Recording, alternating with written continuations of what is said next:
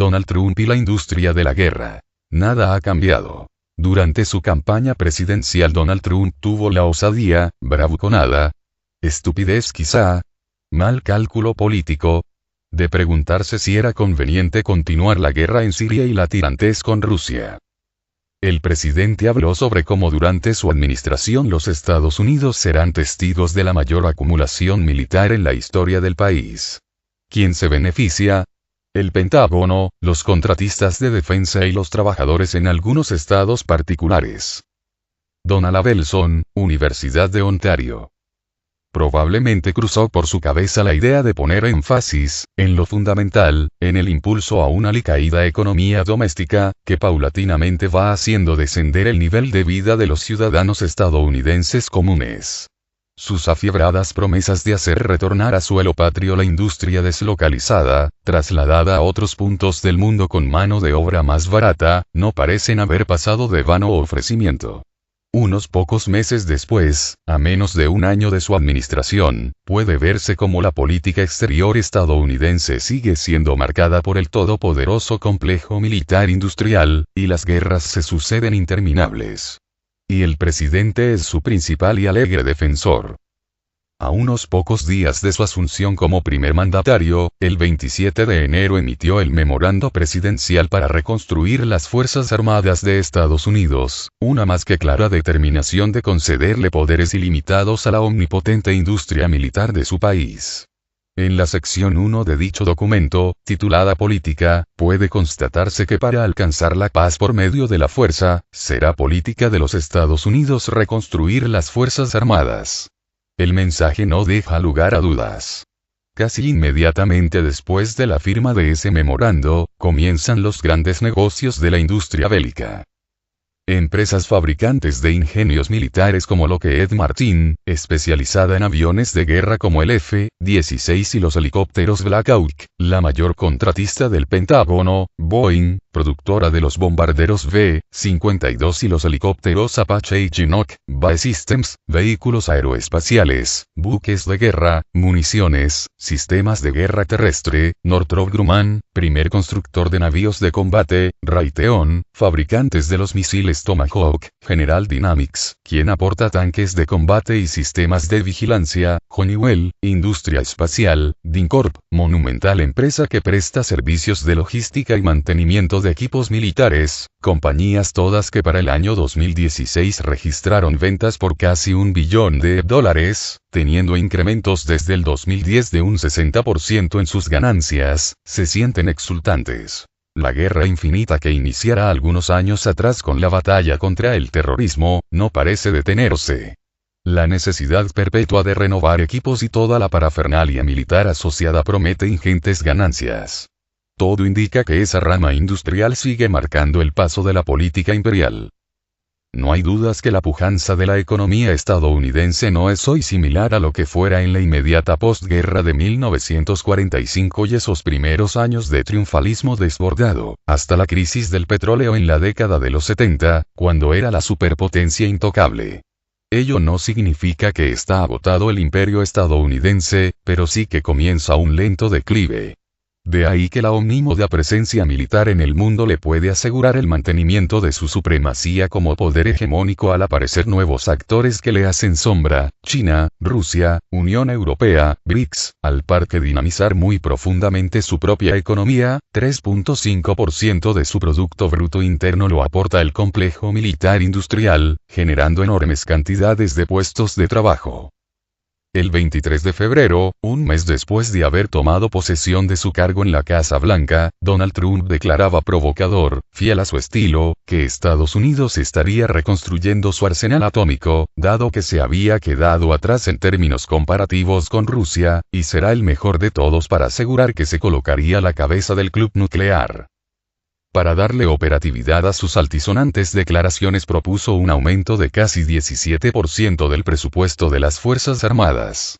Ello podrá hacerse sacrificando con drásticas reducciones presupuestos sociales, tales como educación, medio ambiente, inversión en investigación científica, cultura y cooperación internacional. El actual presupuesto para las Fuerzas Armadas es de 639.000 millones de dólares, lo que representa un 9% más de lo destinado a gastos militares en el último ejercicio fiscal del expresidente Barack Obama. Esa monumental cifra está destinada, básicamente, a la adquisición de nuevas armas estratégicas, a renovar profundamente la Marina de Guerra y a la preparación de tropas. Paralelo a esta presencia de la industria bélica en los planes estratégicos de la presidencia, es digno de mencionarse cómo determinados personeros militares han ido ocupando puestos determinantes en toda la administración de Trump. Su jefe de despacho es John Kelly, general de los Marines.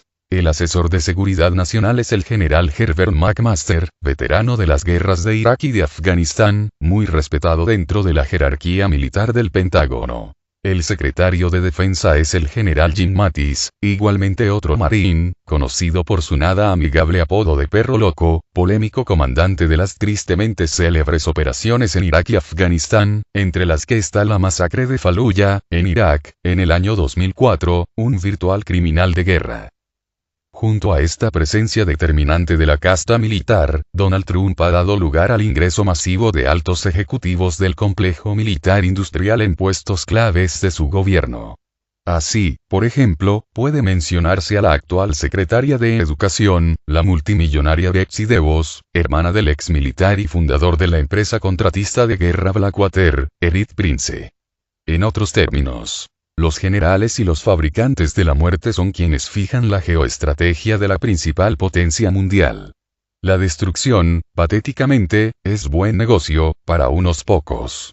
Claro está. La militarización y la entrada triunfal de la industria bélica es pieza clave de la política del actual presidente de Estados Unidos.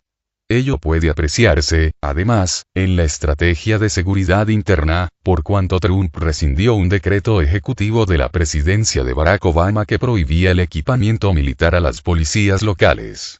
De este modo, el complejo militar industrial podrá producir y vender a los cuerpos policiales armas de alto calibre, vehículos artillados y lanzagranadas. El negocio, sin dudas, marcha viento en popa. Si en algún momento se pudo haber pensado que la llegada de Trump con su idea de revitalizar la economía doméstica detendría en alguna medida el papel de hiperagente militar y gendarme mundial de Estados Unidos, lo que sí impulsaba la candidata Hillary Clinton, la realidad mostró otra cosa. Dos fueron los hechos que, de una vez y terminantemente, evidenciaron quién manda realmente. El innecesario bombardeo a una base aérea en Siria, el 7 de abril, operación militar absolutamente propagandística, sin ningún efecto práctico real en términos de operativo bélico, y unos días más tarde, el 13 de abril, el lanzamiento de la madre de todas las bombas, la GBU-43B, el más potente de todos los explosivos no nucleares del arsenal estadounidense, en territorio de Afganistán, supuesto escondite del Estado Islámico, igualmente operación más mediática que militar, sin ninguna consecuencia real en términos de operativo castrense. Es más que evidente que en esta fase de capitalismo global e imperialismo desenfrenado, la estrategia hipermilitarista garantiza a la clase dominante de Estados Unidos una vida que la economía productiva ya no le puede asegurar. Los nuevos enemigos se van inventando, ahora que la Guerra Fría y el fantasma del comunismo desaparecieron. Ahí están entonces, a la orden del día, la lucha contra el terrorismo, la lucha contra el narcotráfico, y seguramente en un futuro cercano la lucha contra el crimen organizado. Como dijera en el 2014 el por ese entonces secretario de Defensa en la presidencia de Barack Obama, Leon Panetta, la guerra contra el terrorismo durará no menos de 30 años. El guión ya está trazado. No importa quién sea el ocupante de la Casa Blanca. Los planes deben cumplirse. Si en algún momento el errático Donald Trump pudo haber hecho pensar que no era un buen muchacho que seguía lo establecido, la tosuda realidad, léase. Los intereses inamovibles de quienes dirigen el mundo, lo pusieron en cintura. ¿Habrá guerra para rato entonces? De todos nosotros depende que ello no sea así. El llamado reloj del juicio final, elaborado por el Boletín de Cientistas Atómicos de Estados Unidos, fue adelantado medio minuto para indicar que estamos a 2 minutos y medio, en términos metafóricos, de un posible holocausto termonuclear si se sigue jugando a la guerra. El complejo militar industrial estadounidense se siente omnipotente. Juega a ser Dios, juega con nuestras vidas, juega con el mundo. Pero un pequeño error puede producir la catástrofe. En nombre de la supervivencia de la especie humana y del planeta Tierra debemos luchar tenazmente contra esta demencial política.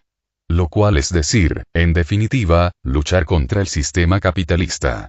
Es evidente que dentro de estos marcos es más fácil el exterminio de toda forma de vida que el encontrarle solución a los ancestrales problemas de la humanidad. En ese sentido, entonces, son hoy más premonitorias que nunca las palabras de Rosa Luxemburgo. Capitalismo es barbarie.